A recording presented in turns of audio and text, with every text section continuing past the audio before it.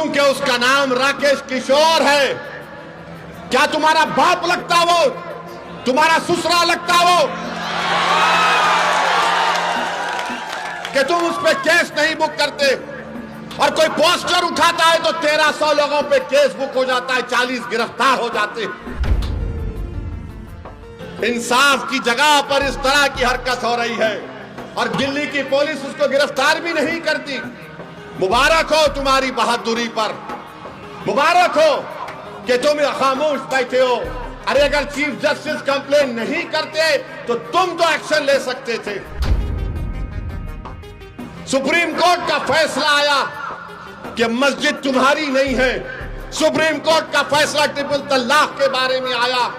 Supreme court का फैसला कई चीजों पर आया, मगर जो संविधान को मानते हैं, जो संविधान को मानते उन्होंने कहा कि हम कोर्ट के फैसले से खुश नहीं है, यह फैसला गलत है। क्या हमने धर्म का नाम लेकर किसी पर जूता उठाया? यह इंसाफ है, यह हमारे मुल्क का माहौल है जिस देश के लिए हमने और आपने क्या क्या हमारे बुजुर्गों ने कुर्बानियां दी। दलितों को रुसवा करने की कोशिशें की जाती हैं। हम दलित भाइयों से कह रहे हैं कि पहचानो इन लोगों को। बीजेपी तुम्हारी दोस्त नहीं बन सकती, मोदी तुम्हारा हमदर्द नहीं बन सकता। अगर उसका नाम राकेश किशोर नहीं होता, उसका नाम असद होता, क्या करते पुलिस बीजेपी वाले? उसको बोलते उठाओ, कनेक्शन वहां से है, पड़ोसी मुल्क से आया, आईएसआई आईसिस क्या क्या खोलते थे। बताओ मोदी जी, क्या आपकी सरकार और आपकी पॉलिसियां जिम्मेदार नहीं है? बताओ ये लोग कौन है? ये वो लोग हैं जिनको नरेंद्र मोदी की हुकूमत ने ताकत बख्श दी। ये वो लोग हैं जिनके दिलों में जहर उगल दिया गया। ये वो लोग हैं, आज भी राकेश किशोर बोलता है कि मुझे किसी चीज की परवाह नहीं। भारत के प्रधानमंत्री, दिल्ली की पुलिस आपके मातहत आती है और आप खाली एक बयान दे दिए, ये बहुत गलत हुआ।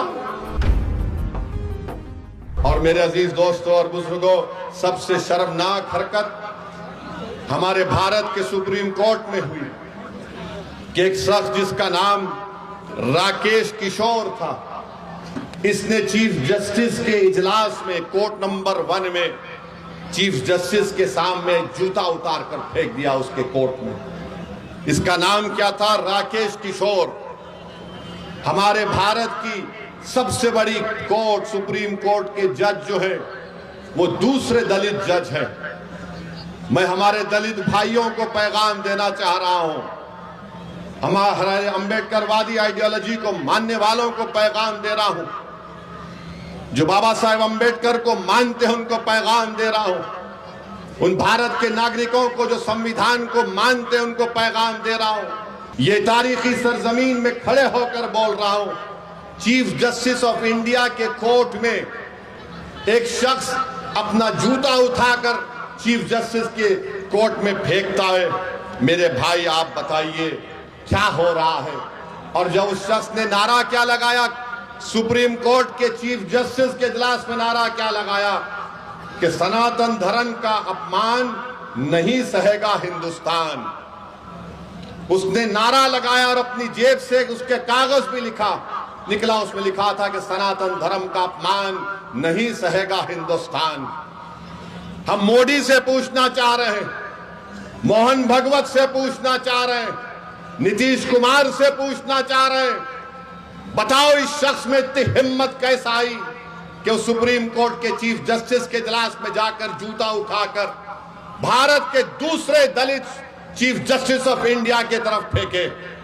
नरेंद्र मोदी 11 साल आपके प्रधानमंत्री की मौजूदगी में इस तरह का जहर फैला दिया आपने। इसको हिम्मत कैसा हुई इस राकेश किशोर को?